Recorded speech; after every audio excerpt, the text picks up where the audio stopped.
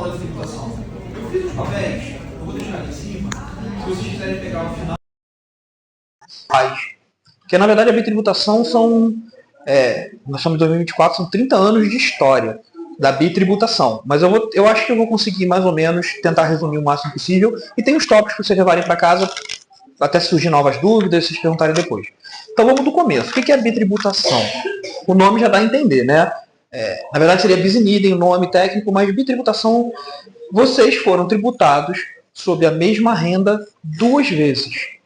Por quê? Porque existia uma lei em 88 que dizia que vocês iam pagar o imposto de renda sobre o valor que vocês pagavam para a Previ. Ou seja, antes de receber, né? Vocês estavam contribuindo para a Previ e pagavam o imposto de renda sobre esse valor. Tudo bem. Por quê? Porque quando vocês passassem a receber, vocês não iam continuar pagando imposto. Cenário ideal, na verdade. Em 95 houve uma lei que alterou isso de forma retroativa.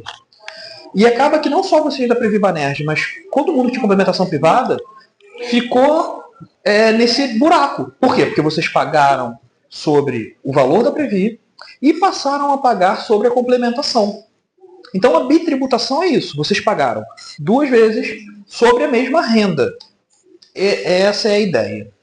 Então os advogados começaram a discutir, a reclamar, e foi caminhando e tudo mais. Aí o próprio Dr. Guerri, tem outros advogados que fizeram também muitas ações sobre isso. Essas ações começaram muito bem. Essas ações começaram nos idos lá de 2002, 2003, 2004. Ali foi o ápice delas, talvez de 2002 a 2005, e elas começaram muito bem. Começava com o juiz falando, olha, não tem que pagar imposto de renda, e eu vou dar uma tutela antes de julgar dizendo, olha, vocês vão passar a pagar o imposto de renda para mim. Por quê? Porque eu acho que esse dinheiro vai para vocês depois. Então o começo das ações foi muito bom. Algumas pessoas que tiveram, elas foram bem até 2010, mais ou menos. E aí até 2010, não vou dizer muitas não, mas algumas que da minha impressão pessoal, algumas conseguiram inclusive isenção. Por quê? Qual era a tese inicial? Olha, se eu paguei 2 vezes, se eu paguei lá atrás, eu não vou pagar imposto agora, de novo, sobre a complementação, que, de novo, é o cenário ideal. É claro que vale muito mais a pena não pagar, ou pelo menos pagar uma percentualidade da Previ atual. Então, algumas poucas pessoas conseguiram isso e ficaram isentas do imposto de renda. Mas, olha, muito poucas. Então, isso foi andando, até que eu vou repetir uma figura que eu falei aqui antes, que é o recurso repetitivo. Lembra que antes eu falei que, às vezes, quando tem muito processo, a justiça vai lá, pega um e julga. A justiça fez isso com a bitributação. E ali foi um grande problema. Ali foi um grande divisor de águas. Por quê? Isso foi mais ou menos em 2010. A justiça falou o seguinte, olha, realmente, vocês foram tributados 2 vezes e isso é ilegal. Mas, poxa, a tributação errada não é a atual, é a antiga. Aqui vocês não devem pagar, ou no caso, vão ter direito à restituição, é a antiga, a que vocês pagaram para se aposentar. Tudo bem? Quando eles falaram isso, primeiro, o melhor seria não pagar atualmente, que isso seria vitalício, e era a tese inicial. Eles falaram que não. Então, primeiro problema com essa decisão. E ela vincula todos os juízes, né? Recapitulando, ela vincula todos os juízes. Os juízes não podem pensar diferente depois disso. Depois de 2010. Primeiro problema dessa decisão. Vocês continuaram pagando imposto de renda normal. Mesmo que seja sob júdice, como muitos foram. Ou seja, aquela decisão que mandava pagar para o juiz ao invés de pagar para a Receita, ou para o Estado, dependendo, porque eles têm uma parceria, constitucional inclusive, continuou valendo. Mas, primeiro problema disso, vocês continuavam pagando imposto de renda normal. Segundo problema, quando a justiça disse para vocês, né, que vocês não teriam isenção atual, teriam direito a receber aquele valor pago lá atrás, nos anos 90, nasce uma figura chamada prescrição. Porque vocês teriam que ter imaginado e teriam que ter feito um processo lá atrás. Se não fizeram, não tem direito a pedir da União esse valor. Então, esses 2 raciocínios foram esses que mataram a ação de bitributação. Para vocês terem uma ideia de como essa ação ela era diferente no começo, hoje em dia, às vezes tem pessoas que até hoje pagam para a justiça. E aí chega no final do processo, a justiça pega essa conta e dá para o Estado, ou para a União, ou uma outra discussão. São saldos com 400, 500 mil reais. era uma ação que no início ela era muito boa. Com essa decisão de 2010, que disse que o errado era aquela, ela acabou. Por quê? Aí tem toda uma conta de prescrição que leva em consideração quando a pessoa se aposentou, se a prescrição é de 5 ou 10 anos, que aí sim é mais complexo e tudo mais. Mas no final das contas, de modo geral, a regra, né? A pessoa, quando tem direito a muito pouco, 7 mil, 4 mil, 3 mil, depois de 20 anos de processo, e a grande maioria não tem direito a nada. Seja porque o juiz realmente chegou a julgar improcedente o pedido, seja porque iniciou a execução e depois decidiu prescrição, seja porque se discutiu, o valor ficou menor.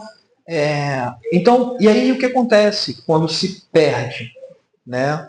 Existe a sucumbência, que é o pagamento de valor para outro advogado, no caso lá para os procuradores da União. E alguns de vocês estão tendo problema nesse sentido, né? O pedido foi julgado improcedente, e vocês às vezes já aparecem com bloqueio na conta ou alguma coisa nesse sentido. Deixa eu parar um pouquinho. Eu me fiz entender até agora, né? Porque agora que vai começar o problema, né? A história da bitributação é essa. Tem um outro problema também que eu acho que é legal falar, que também alguns de vocês vão cair nisso.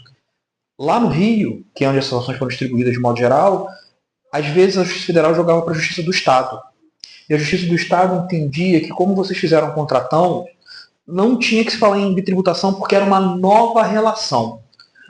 Então isso também era um outro problema dessa ação, tá bom? Esse eu estou só pincelando porque pode ser que caia, mas você não falou. Então ainda tinha essa vírgula. Alguns processos começavam na União, iam para a Justiça Estadual, e a Justiça Estadual dizia que era novação o nome disso. Olha, como vocês saíram de uma complementação privada, porque a Previ era privada, totalmente. Ela tinha um patrocinador público, mas a Previ era privada. E agora vocês passaram a fazer parte do Estado, de certa forma, houve uma novação e não há que se falar em bitributação. Então, recapitulando, foram basicamente 3 problemas grandes. A prescrição, né? A prescrição para cobrar esse valor, a novação, na verdade esses 2, né? Prescrição e inovação. Né? O primeiro problema, esses 2 foram decorrência do primeiro problema, quer dizer que a tributação errada era outra.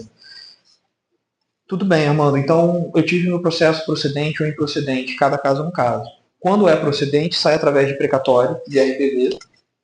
A Justiça Federal paga muito bem, paga fácil. O RPV em 1 mês está pago. O precatório no ano seguinte está pago. Até onde eu sei, inclusive de vocês, todos foram na Justiça Federal do Rio, né? O TRF2 lá, a União, através do TRF2, paga muito bem, sempre pagou. E quando perde, tem essa sucumbência.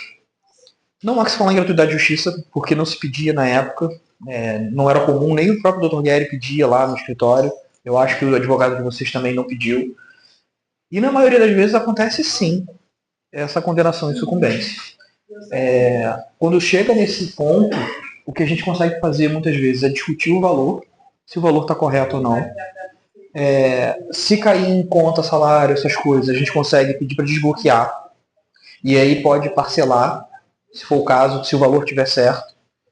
Ou a gente consegue simplesmente pedir para liberar, se a pessoa não tiver outro bem no nome dela, acaba prescrevendo. É mais ou menos isso? Resumi muito? Não, veja, é o seguinte, por exemplo, você ao telefone, a gente conversou um pouco, e você me falou o seguinte, que teve um ganho de 79, se eu não estou enganado, 70, até 85, era em torno disso, um ganho...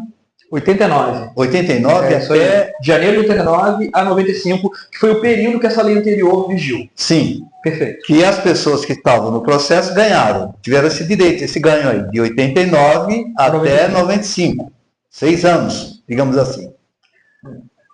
E após isso é que foi exatamente houve entendimento que não era devido e tal, e que as pessoas acabaram perdendo. Agora eu pergunto o seguinte, e esses anos ganhos pelos digamos, beneficiários aí que entraram com a ação? Esses são os casos que saem os precatórios dos RPVs. São os poucos casos que saem esses precatórios dos RPVs. Por quê? Porque esse período de 89 a 95, lembra que eu falei que tem a prescrição. Quando mudou a decisão, passou a ter um prazo. Então, para saber se a pessoa vai ter direito a esse período todo, eu preciso saber da data de aposentadoria dela e eu preciso saber da data da distribuição da ação. Então, muita gente não vai conseguir receber esse período por conta da data de aposentadoria. Então, vou tentar dar um exemplo, porque senão a gente vai se aprofundando, fica mais complexo, mas faz parte, tem que ser. Alguém que se aposentou em 2002. Ele se aposentou, é raro, né? Vamos botar 98, que é mais comum para vocês. Alguém que se aposentou em 98. Aí ele fez ação em 2006. Essa pessoa não vai ter direito a nada. Por quê? Porque as ações distribuídas depois de 2005, você tem que voltar 5 anos para trás. Se essa pessoa se aposentou mais de 5 anos, ela não tem direito a nada de 89 e 95. Tem um outro caso que também é a mesma regra, mas a pessoa se aposentou em 98. Vamos lá, 98. Mas ela fez ação em 2000. Essa pessoa vai ter o direito. Por quê? Quem distribuiu a ação antes de 2005 pode voltar 10 anos para trás. Uau. E aí essa pessoa vai ter o período todo de 89 a 95. Então que a decisão do STJ lá atrás falou, todo mundo tem direito a 89 a 95 porque esse foi o período ilegal. Lá de trás, o ilegal. Mas nem todo mundo vai conseguir executar por conta das datas da prescrição. E aí talvez uma pergunta, poxa, mas por que a gente não fizeram esse processo antes? Por que não falaram com a gente isso antes? Não se sabia. O raciocínio não era esse. O raciocínio que vigiu até 2010, a grande maioria, inclusive o TRF2, que é o nosso lá, né, Rio Espírito Santo, era de que a tributação ilegal era atual. Então não havia que se falar, não foi nenhum advogado técnico, até porque seriam todos, não é isso. É que foi uma mudança tão profunda no entendimento que acabou com a ação. Entendeu? Que esse entendimento fez com que as pessoas não tivessem mais direito. Me fiz entender? Bandelito, me fiz entender? É. Confuso. Eu repito quantas vezes é confuso. Eu já aposentei em 95. Então, aí se a senhora teve ação, eu preciso saber o ano que a senhora fez a ação. 2004. Então a senhora talvez tenha recebido alguma coisa, eu imagino. Em tese, recebeu alguma coisa. Não sei. Tem o problema da inovação, tem outros problemas. Em tese, a senhora pode ter recebido alguma coisa. Eu não estou dizendo que recebeu e não foi pago, não é isso. Mas pela continha simples aqui, que é a conta que está lá na decisão, teria direito a alguma coisinha ali. Outra discussão também que acontece na execução, isso poderia justificar a senhora não ter recebido, por exemplo, é que dependendo da forma que a execução seguia, a gente pegava o imposto de renda da pessoa. Se a pessoa não teve devolução, descontavam na hora de pagar. Era confuso. Eu sei que o que eu falei agora foi confuso, mas era confuso. Então pode ser que quando pegasse o imposto de renda da pessoa, acabasse não sobrando nenhum valor. Se a gente fosse botar no papel toda essa conversa, daria ali, resumidamente, umas 6, 7 folhas, sem exemplo, só para contar tudo o que aconteceu. Então na execução pode ser que teria direito de 89,95. Por quê? Porque sim, estava no prazo, estava tudo certinho, mas pegou o imposto de renda da pessoa, ia pegando lá os haveres da pessoa e ia abatendo. E a pessoa não tivesse direito a nada. Então a bitributação, no final das contas, se tornou uma grande... uma questão... Não é à toa que tem muitos colegas que não seguem com a ação. Porque a ação realmente ela mudou. Ela mudou completamente, ela acabou. Quer dizer, hoje, quer dizer, digamos que se alguém que não está nos processos quisesse começar, acabou. A bitributação prescreveu. Ela está prescrita. É que me fizeram essas perguntas para mim, alguns colegas que saíram, e eu não tinha uma certeza absoluta, mas eu já desconfiava que se valesse, só a título de curiosidade, se valesse o raciocínio inicial, que a tributação errada seria agora, até hoje poderia entrar. Mas eu estou ressaltando como essa decisão de 2010 acabou com a ação. Ela está prescrita totalmente.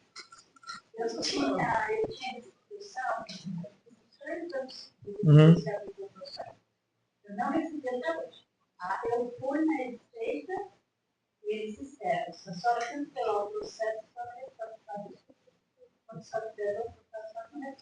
isso é uma coisa legal que a Receita sempre fez. E salvo engano, faz até hoje. Ela fazia isso. Não sei se faz, eu não tenho certeza se faz até hoje, mas isso é verdade. Porque eles dizem como o valor não estava sendo pago para eles, talvez a senhora tenha tido tutela, eles não davam. Isso é um absurdo, mas é verdade. Assim, não necessariamente. Porque a ação mesmo, né? Então, essa ação, ela é complexa, muito complexa, que estão rodando há 24 anos, há 20 anos. Tem ações dessas, não poucas, que chegaram no STF depois de 15 anos andando e o STF decidiu que tem que ir para a justiça estadual. Tem ações dessa, e é uma vergonha ter que falar isso, mas é verdade, tem ações dessa que em 2019 elas foram declinadas para estadual e vai começar de novo na justiça estadual. Então, essa ação é complexa pra caramba. Como nós sabemos a questão individual de cada um? O Vanderlei me passou uma lista que eu consegui ver muitos casos. Depois da gente dar essa pincelada, eu vou ver esse nome de vocês, se eu conseguir ver o de vocês, tudo bem? E aí, cada caso a caso. Se não tiver, eu vejo depois, eu vou continuar batendo a lista, e a gente pode entrar em contato, tudo mais, tá bom? E aí o caso similar ao dela. Por exemplo, no nosso caso, o meu pai está bloqueado no imposto de 2008, porque nós ele teria um valor a receber e a Receita alega que não recebeu o valor. Cai nesse caso. Quer dizer, se não tiver, se o nome dele constar na ação, realmente ele não tem muito. Então, vocês, quando a ação terminar efetivamente, quando tiver baixa na distribuição, vocês podem pedir para a Receita esse valor. Tá bom? E é possível que vocês consigam. 2008 é muito antigo, pode ser que eles criem problema. Mas isso não era para acontecer, tá bom? Isso é uma coisa ilegal que a Receita faz, porque para eles devolverem esse valor não faz diferença se está sendo judicial ou não. Porque o que eles alegam, rapidamente aqui? Eles dizem o seguinte: por uma questão constitucional, diz que quem é empregado do Estado, empregado ou servidor, tanto faz, vai ter o imposto de renda retido na fonte para o Estado. Então, o que a Receita alega, grosso modo, é que como o dinheiro de vocês que vai para a Justiça é na fonte, o Estado não recebeu, e aí eu não sei direito como é que é, mas há um haver, uma compensação entre eles que não houve por conta disso. O Estado não recebeu, eles não receberam. E a desculpa é por aí, tá bom? Mas a gente tem que ser legal. Tá bom? Eu entrei com ação, mas eu não lembro quando eu entrei. Com o CPF da senhora é possível dar uma olhada na Justiça Federal, provavelmente. É porque a Justiça Federal também mudou de sistema. Tinha um sistema chamado Apollo antigamente, agora é um novo. É uma pesquisa que, de modo geral, a gente consegue ver pelo CPF. Tá bom? Eu recebi R$8.800 de ação. Nem é ruim. O advogado passou a mão na grana.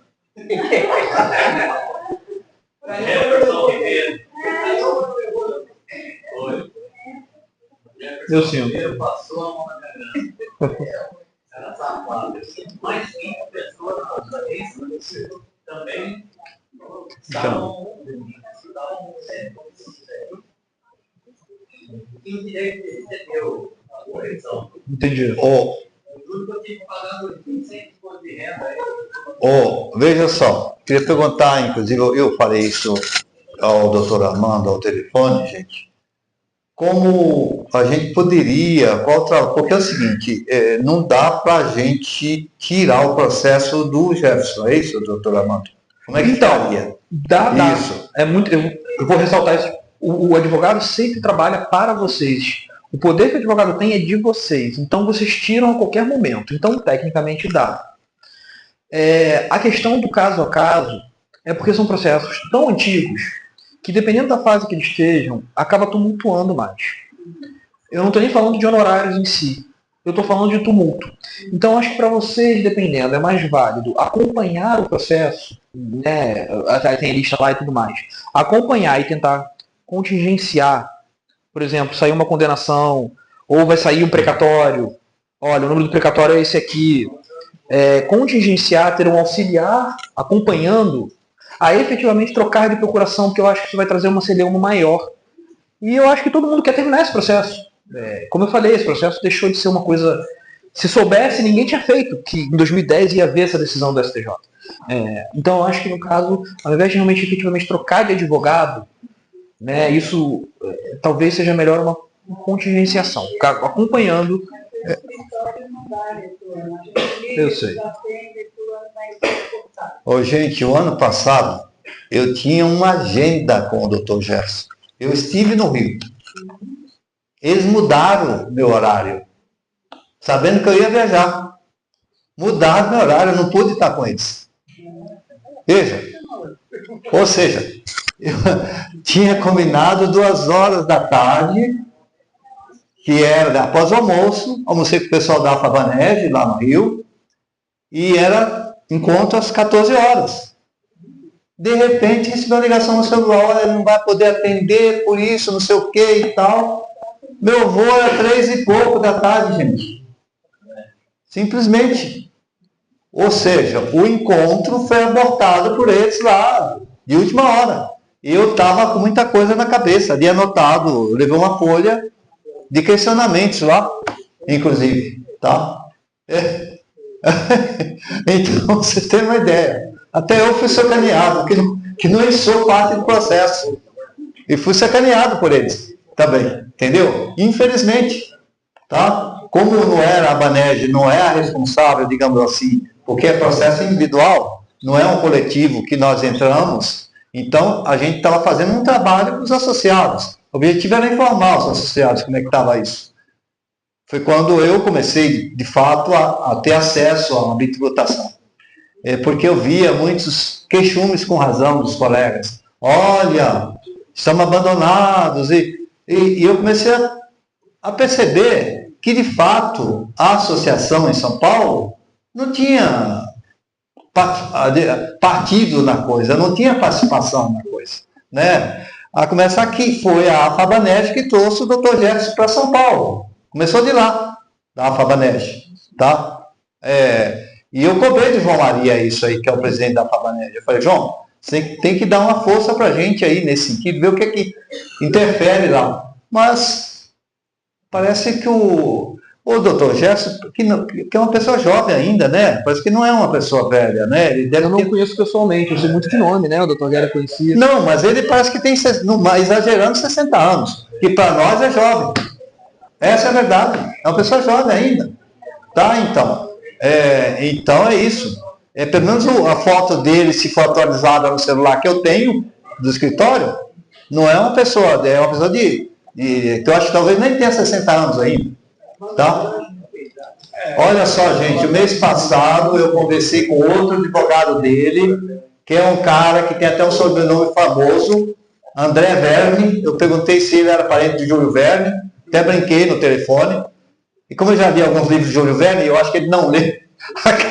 Acabei, às vezes fui até meio indelicado ao telefone, porque eu fiz brincadeiras, as 20 mil léguas submarinas, aí fui falando de outros livros de Júlio Verne. Eu vi que ele não estava a par do parente francês dele famoso, escritor. Então, mas foi muito simpático o cara, o André, acabou abrindo todo um espaço para mim. Ele falou que o escritório tinha sofrido um baque violento, que chegou a ter quase 100 funcionários, e perderam 80% desses funcionários com a Covid, com outros problemas e tal. Segundo ele falando, ele estava lá, acho que a partir de 2012, 2013, em torno disso. E que o Dr. Jefferson tinha colocado ele para, digamos, para acompanhar esses processos. Mandei toda a listagem de vocês para ele novamente, porque eu acho que tinha sumido do computador. Segundo ele, foi só aquele meu computador, me falou que um funcionário deles tinha boicotado deles, que estava na nuvem isso. Eu disse, puxa, essa nuvem virou chuva. Entendeu? Virou chuva e até brinquei, né? E que o funcionário tinha boicotado e tal. Então eu digo, vou encaminhar para você tudo. Gente, a partir do momento que eu encaminhei a listagem para ele atualizada, processo por processo, ele não falou mais comigo. Não falou mais comigo, gente. E olha que eu gastei do meu telefone particular algumas horas falando com esse cara. Sabe? Meu telefone particular, nem foi da Banerj. Meu telefone, o celular, falando com ele. Simplesmente sumiu. O rapaz que estava indo tão bem. Eu digo, poxa, vou conseguir trazer novidades para os associados aqui, para a turma que está com o processo. Aí foi quando falei com ele começou a dar uma atenção especial. Falei com o Dr. Guerri e o Armando, então, começou a assumir esse caso, os casos nossos, e já ajudou alguns colegas aqui quando teve conta bloqueado. Não é isso? A Mária e mais, não me lembro mais, outros colegas que teve conta bloqueada, o Lilo lá, o Abraão Sabag lá de Santos e tal, que chegaram a tirar 12 mil de cada conta do Lilo. 12 mil reais tiraram por erro. Era para tirar, digamos, 12 de uma conta só, que não era 12, que não era. Era 10%, em torno disso, equivalente a R$ 1.200, R$ 1.300, tiraram 12 mil dele, certo? Isso foi revertido, ele entrou, resolveu os problemas. Então, eu vi que a gente estava em boas mãos, gente, entendeu? Então era isso, tá? Que a gente podia realmente trazer o doutor Armando aqui para podermos estar tendo esse diálogo aqui e trazer alguma novidade, alguma esperança. Pelo menos para que a gente consiga, se não resolver a coisa, gente, encerrar o assunto. Acabar com as angústias, acabar com os sofrimentos, não ficar com isso gera doença psicossomática, gera um monte de coisa. Entendeu, gente? Gera um monte de tormento. Não temos idade para isso, gente. Nós não temos idade para isso. Entendeu? Então é isso. Eu não estou no processo, mas estou me sentindo na pele, como se estivesse. Entendeu, gente? É isso. Tá? Então, me pus no lugar de cada um de vocês. Podem ter certeza disso. Tá? Então, mediante isso, é que a gente está trazendo o doutor Armando, e que eu acho que está sendo muito bem proveitosa o encontro, tá? E aí vamos trabalhar para ver o que a gente pode fazer, tá ok? Ele vai ainda continuar e talvez informar para vocês, vai dar uma analisada, né, doutor? Sim. Dá uma olhada nos processos individuais de cada um de vocês aí, da listagem que eu passei para ele, para ver o que ele tem de novidade aí para informar para vocês, entendeu, gente? Tá bom? Então, da minha parte, vou deixar o doutor Armando aí dar a palavra final, mas é isso. Eu estou feliz que vocês, que ainda bem que veio muita gente, eu esperava, estava preocupado. Afinal de contas, gente, tudo isso é trabalho. Não cai do céu isso não, gente. A gente é um trabalhinho. E a nossa equipe é por demais enxuta. E às vezes a gente tem que trabalhar por 2, 3, tá? É isso que é o problema, tá? Hã? E olha, e o meu salário da Bané está muito defasado, gente. Isso é assunto para outra reunião. Vocês têm mais alguma dúvida?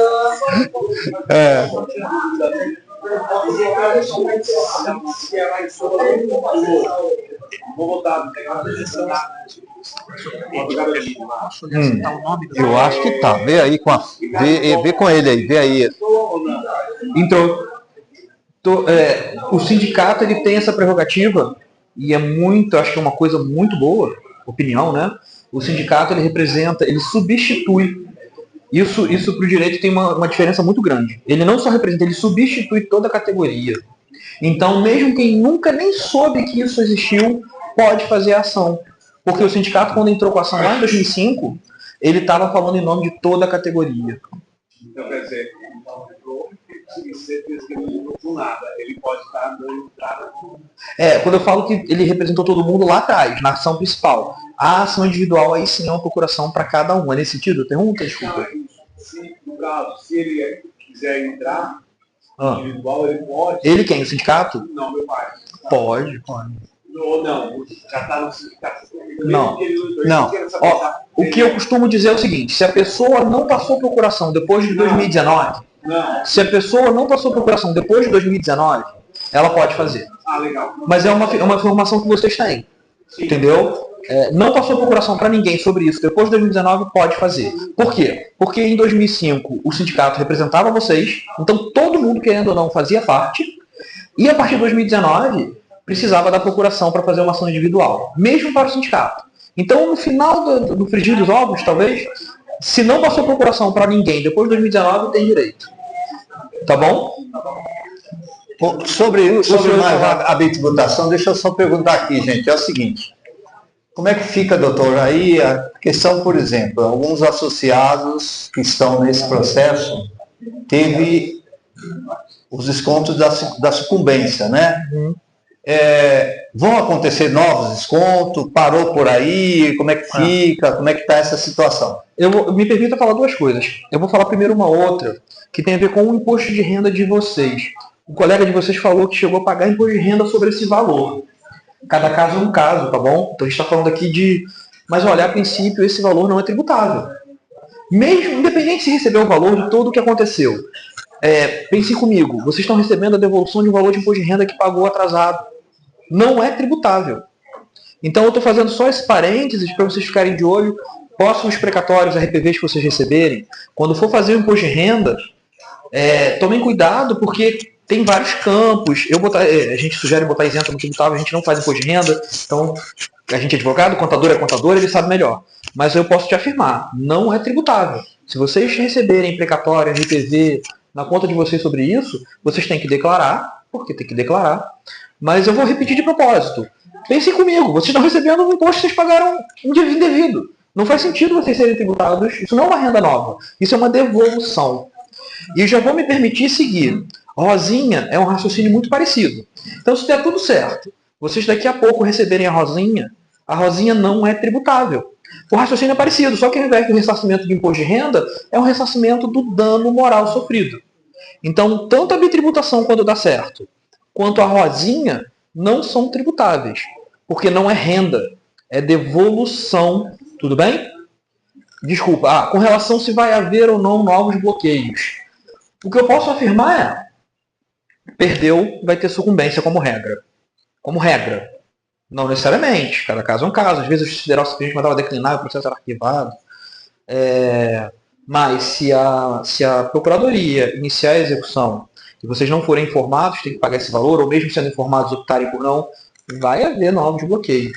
O que a gente consegue fazer, não só a gente, mas eu imagino que qualquer advogado nesse momento, é contingenciar, ver se o valor está certo, ver um parcelamento, se for o caso, e outras coisas que conseguem melhorar a situação. Agora, se eu disser que vai ter um milagre e de repente esse problema vai sumir, não vai sumir. Não vai sumir. A gente consegue melhorar e consegue saber o que está acontecendo. E realmente foi aquele caso, Porque às vezes acontece, o exemplo que ele deu de um colega de vocês é o seguinte: às vezes tem 10 autores. Aí um erro, é 10 mil, mas é 10 mil dividido por 10. Aí vai lá e bloqueia 10 de todo mundo, de cada um, entendeu? Então, é crasso, mas precisa de um advogado para pegar e explicar. E está tendo um problema de comunicação nesse sentido. Então, eu imagino que é melhor, o melhor caminho, diante desse cenário que já está decidido, é isso nesse sentido, de contingenciar, de controlar, de ver se está certo, se não está, se vai haver uma penhora ou não, se gostaria de parcelar, ou, enfim, soluções que em cada caso seria um caso. E quando é que conclui, quando é que termina isso? Quando é que... O mais chato desses processos é o seguinte, também, mas o mais chato é o seguinte: como essas ações chegam no final com valores muito, muito altos, o Estado e a União começam a brigar para ver quem vai ficar com esse dinheiro. Então, esse é um dos grandes motivos, mais até do que a lerdeza, a morosidade, botar dessa forma, das justiças, é que o Estado e a União começam a brigar por esse dinheiro. E chega uma hora que não tem mais nada a ver com vocês, só que eles ficam brigando. Cada pessoa, às vezes, tem 400, 500 mil numa conta. Então, mesmo para um órgão, um processo com 10, a gente vai estar falando, às vezes, de 4 milhões. Isso, uma conta, eles brigam entre eles para ver quem vai ficar. E isso atrasa muito o fim do processo. Porque, ao mesmo tempo que isso não importa mais para vocês, ou seja, o advogado de vocês, quem quer que seja, vamos acabar com essa discussão, eu quero acabar com esse processo. Não dá, não pode.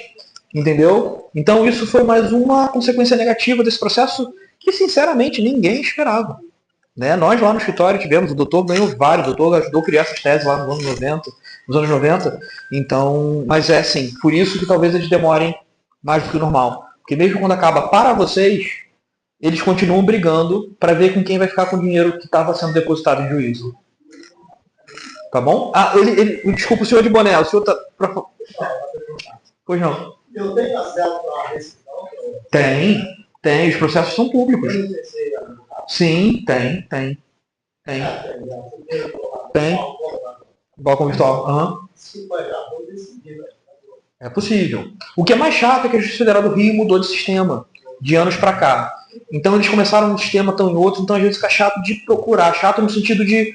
Mas, com certeza, isso serve para qualquer processo. E a informatização consegue materializar essa publicidade. O processo é público, principalmente para vocês. Vocês têm acesso a todas as decisões. Vocês conseguem até botar por e-mail que toda vez que tiver um andamento no processo, isso não é advogado não. Isso é um push, né? Vocês botam lá no e-mail de vocês qualquer andamento que tenha no processo, vocês conseguem ver. E aí vocês liguem e perguntem, né? Mas qualquer processo, tá? Esse sistema, se lá no Rio, que dirá em São Paulo. Então todas as justiças têm esse sistema, tá bom? A gente consegue ter acessos diferentes que vocês. Mas vocês têm acesso a saber tudo o que está acontecendo e não podia ser diferente, né? É que hoje em dia a tecnologia permite que todo mundo vê. Não precisa ir no balcão para ver. Mas vocês conseguem ver tudo. Não há sigilo para vocês. O nome do meu pai não está no estado. E ele tem um processo sempre que a gente tem. Posso passar para o doutor? Pode, claro. Sim, por favor, pode sim. Pode sim. Inclusive a Augusta que falou comigo. Perfeito, ela vai me passar. Augusta, é. Explicar, conversei com o doutor. Augusto, sim, por favor. Muito boa gente. Muito boa gente. Obrigado. Desculpa, o senhor chegou a falar? Não, senhor. Eu só descobri isso aí porque eu daí na Malha Fina, inclusive. E aí eu fui procurar saber o que era. Eu tinha sacado o livro de ciência. Eu precisava declarar isso aí como recebimento. Então, para não sair da Malha Fina, eu declarei o recebimento. Nesse momento, talvez o ideal fosse ter declarado isentos não tributáveis. Porque uma coisa é porque geralmente andam juntas, né? Declarar com pagar. Mas na verdade são mundos diferentes. Então todos têm que declarar. Para não cair na malha fina. Mas muitas vezes a malha fina ela só quer uma explicação. Entendeu? Então. Eu não sabia. Pois é, tinham que ter. Eu fiquei sabendo por causa da Malha Fina. Sim. Sim. E a receita assusta a todos, né? Sem dúvida.